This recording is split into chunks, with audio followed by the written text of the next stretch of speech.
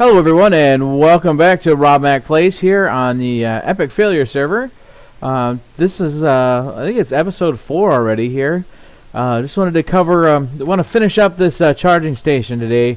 I got most of it done. I want to show it to you guys before we cover it up and get things going. I'm hoping that you guys all found how much I derped on the on getting the batteries to place. Yeah, it's rather easy actually. Configuration, you see that little blue box? That's in. That's how easily I could have fixed all this stuff a long time ago and been done with it. However, we do have this set up now that's going to take in 5 resonant energy cells. It's going to charge it appropriately. Let's take a look. Let's follow it along. So we'll I'll kind of walk you through it, and then we'll turn the power on, and we'll get an example here. So this first part. Train comes in, is going to hit this this detector track. There's red net cable underneath there that connects to the main red net system. It's going to come in here. It's going to dump off its stuff in here. We can see. Or you can't. What do I got going on here? Oh, it's so the system picks them up, sets them in here to wait. The train will come back over here. It will pick up ones ready to go, and off it will go. We'll actually have this set. I gotta remember to set this here, so it just picks up the 5 that it dropped off before. So then, the computer inside here, and let's actually see. It's already got the reactor off. All right, let's terminate this. Edit reactor. Oh, why did those caps come on? There we go. Edit reactor power. Alright, so this is really simple then. Obviously I'm wrapping the reactor as a peripheral that we have hardwired through the modem. Color code we have set to 0. And then what we do is reset the bundled output here. That's RS, short for redstone. Set bundled output to the left, that's where the red net cable is, and then to the color code, which is 0. Reactor on and reactor off functions, which again is just easier so I didn't have to type all that stuff out again. Just turns the reactor on and off, obviously. But this function allow trains that we're going to use later in the when we're getting into the routing and stuff. But I wanted to have it in here now, so that's going to stop trains from coming into the system when the system is being used. Then we have the function to place a battery. What we do is take the color code. We add 1, which is white. Set the bundled output to the color code. Wait 5 seconds, and then take the white out of it and turn the color. Reset the output, and then pickup is the same thing. It's orange, so that's 2, so that's really simple there as well. So this is our main function. Then while true, watch for an event called redstone if so then we have the also this local red state is checking for the color for red. If red state, which means if it was a red signal, then print new train detected. Basically allow trains false. Then it waits 10 seconds and then places the batteries. So wait 30 seconds. That allows the battery, the capacitors from Ender IO to drain and help feed the battery. And then it turns on the reactor. This allows us some time. I'll show you kind of how that works and what it's waiting for. And I'm even thinking that this could even be a little bit more time, say 120 seconds. Then we turn the reactor on. We say we're doing it, and then we do it. And then what we're looking for is this black state, which is checking for a black input. And when we get, well, it's getting a black input, then it's waiting for a redstone input, and then testing for the left for the signal, the black color code on the red net cable. So once that goes off, then it goes, oh wait, that's not true anymore. It stops down here, turns the reactor off, picks up the batteries, and ends the function. So let's go ahead and save that, and we will let's see, we'll go ahead and just turn that back on. So it's always running now. So let's go ahead and restart our computer. There we go. So let's look at the components, and obviously, like I said, we're hardwired into the computer port there. We also have the RedNet ports if we needed to. We use those kind of early on.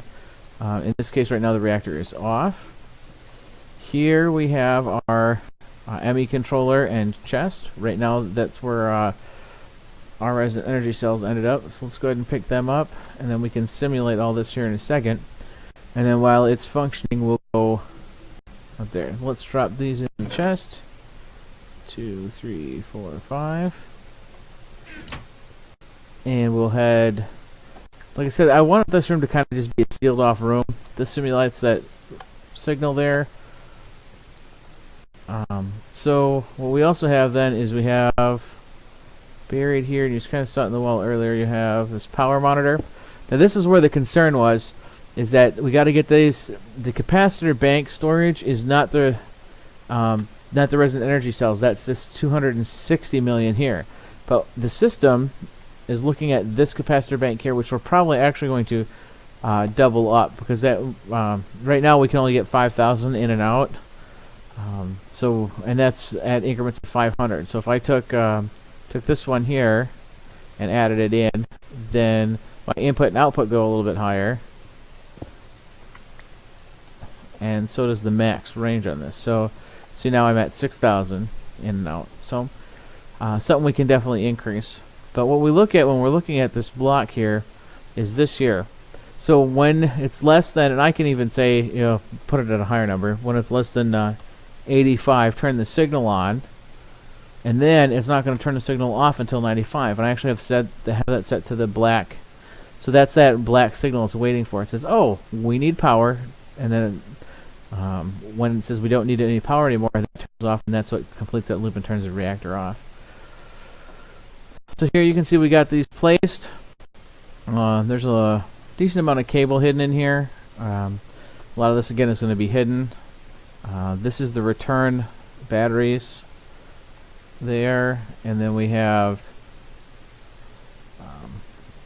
all this, the power cable all hidden, and more ME stuff. This is the battery, because the hoppers, so the activators here break down the batteries. They all work their way here, go back into the ME system, and get shot back. Or actually, we'll go this way and head out.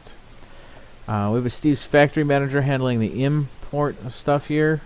This is where the white signal goes here, and that activates this Steve's factory manager. So normally I don't cover a lot of coding and stuff, but Steve's factory manager makes things pretty simple.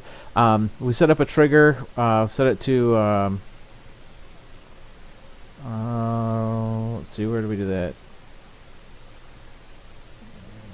There you go. Connections, redstone controlled. And then we went up here and chose our redstone receiver. So it says whenever it gets a signal, then it's going to, here I have labeled get 5 dead cells, where it looks at that chest and picks up here, right click, and I can specify the amount, and only picks up 5 at a time. And then the flow just splits this, so it goes, oh, okay, well now we have to do all 5 of these things. Each one is an output to the autonomous activator with a specified down target. Okay, and that's another problem we ran into in getting everything running. So that's how everything gets placed, and then when the system is charged again, then when all these are full and this gets back above that 95%, shuts the reactor off, sends the signal, orange signal, these activate, and everything is pulled through. So that is basically how our charging station is going to work. What we're going to do next time, you can see here, I've got, we're going to use this as a main part of power. So I have the enhanced portals. So I have the bridge stabilizers here. We're going to tie that in so that this reactor continuously runs off of that. Next time we're going to get everything set on here so that we have trains that can come in and out at a regular pace. And I'm thinking we're going to set up a small station here as well, so that trains are going to come in, they're going to stop for this intersection, they're going to get refueled, and then head out. So we're going to have some railcraft signaling happening in each of these 3 directions. One that heads to the sea base, one to the charging station, and one that is eastbound.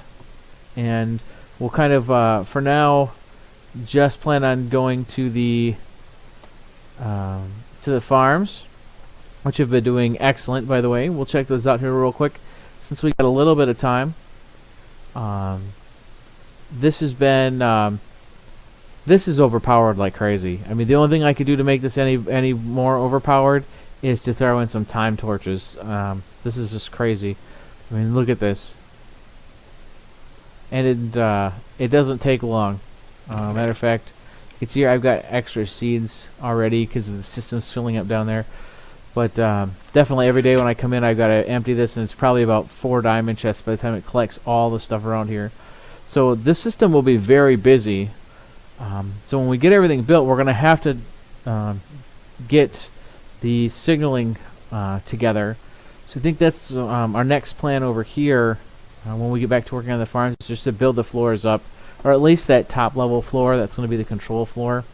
So hopefully we can get a plan together for that as well, about what's going to be on each floor and know how many floors we need. Because I would like it so that the top of this is not some big, stone building. I want to actually lay it out and make it look more like a simple farm. Maybe put some of the magic crops that we have. We've been having problems with the Mine Factory Reloaded, so the manual stuff. So the train just kind of pulls in, it gets its stuff, and it heads out. And it looks a lot more simpler than all the stuff that's actually going on there. So yeah, we'll just we'll have to signal through this. We'll get the rest of this tunnel built so that everything's on that even keel, and they even get in maybe even get the high-speed rail in next time. Matter of fact, I'll probably put the high-speed rail in before we start the signaling next episode, so that way we don't have to worry about resetting everything later. So let's take a look here. Everything is still charging, but what are our batteries? Are already over half full over here. So here's the thing. When we look at that conduit, that is everything's being transferred on. I think this is the highest transfer speed I could find is 20,000 RF per tick. Again, the battery, these resonant energy cells are all set to 10,000 per tick, but the reactor is only putting out 16,000 RF per tick. Matter of fact, it's sinking pretty fast, I think. Well, it's a good thing we got our suit on. There we go. That's what it was. We were getting full of the cyanide, so I gotta keep an eye on that.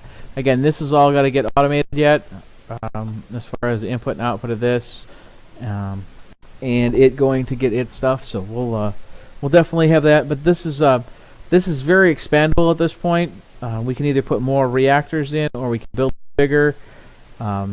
So we have a lot of different options here. Again, the bigger they are, the more we can put more cores in themselves. We can make them deeper so that they're bigger. Again, I think that fuel capacity is based solely on how big the rods are in here. This is 3 high rod, so my guess is they hold about 4,000 millibuckets piece. So we could definitely boost this power quite a bit yet. I don't see the point. I mean, at this point, it's about 8 minutes, I think it is, to charge 5 resonant energy cells. If we see that the system's not keeping up, that trains are coming here more often than every 8 minutes, then we can look at making it busier. And we're also going to have to find a way to keep the yellorium. I don't know, the yellow ingots. There we go. That's a lot easier. We'll keep the yellow ingots in place there. So let's see here. We're getting closer here, at least on this one cell. Let's see if we can look at our power monitor. Yeah, it's see here. So that's what we're watching then is right now we're getting about 33,000 in and about 33,000 out per tick. That's pretty darn good. So the other thing that I don't know about, maybe you guys do, is we have this the power piece here that has the output. If we put more in there, does that mean we can get more out? Again, I mean, right now, since we're only producing 16,000 RF per tick, then we have some issues. But we'll have to figure that out. The other thing is You can see the reactor here. The temperature's kind of 460. It's gonna jump back and forth because it's automatically spitting out the depleted fuel, the waste fuel. As soon as it's full, it sends it out here, and otherwise it would, as the fuel rod completely fills up, it doesn't. It slows down our capacity. You'll see here. Sometimes they'll get over 17,000, and then they'll dip back down again as the temperature fluctuates. So, and here the energy buffer's already filling up because I think we're getting to that point. Let's go take a look. Now, I don't have them set to ship them out here quite yet. I don't think. No. So, let's just jump up here real quick. You can see we're watching here. This is now the big thing now that we're at, was it about 3 million? So as we get it closer, then these will pop. So, while we have a few moments here, I just want to again thank you. You guys viewing these videos are making it worth it. I love to play this game. I hope you are enjoying it as much as I am enjoying bringing it to you. Hopefully, if you're set up like I am, I have a dual monitor. So for me, when I look, what you're seeing here, just to the right is where I have all my stuff. When I'm just playing, I'm doing the same thing you're doing, watching videos. So I hope you have a dual monitor that you can do the same thing, because it's helpful. You get ideas, but you're still playing the game at the same time. I want to make a special mention to Bevo LJ. I hope that everything's going good with him. I did, like I had mentioned when I first started doing this. I already had a general idea how I wanted to do it, and here I'm looking over at the video that I'm watching, and he's making the same type of thing. So I don't take any credit for being the first person to do this by any means. But again, I hope that you guys enjoy this this episode of Rob Bank Plays here on the Epic Failure server. We've had a couple of setbacks personally, just because I've had those of you that have really been following me. I had surgery done on my shoulder just over 3 months ago. It's kept me out of work, and now they're taking a look at my other shoulder to see if that's if they're going to do that there as well. So that may interrupt us in this series at some point, but I'm hoping to build up at least a couple of week backlogs so we don't run into the same issues like last time. So here we are. We're over 66%.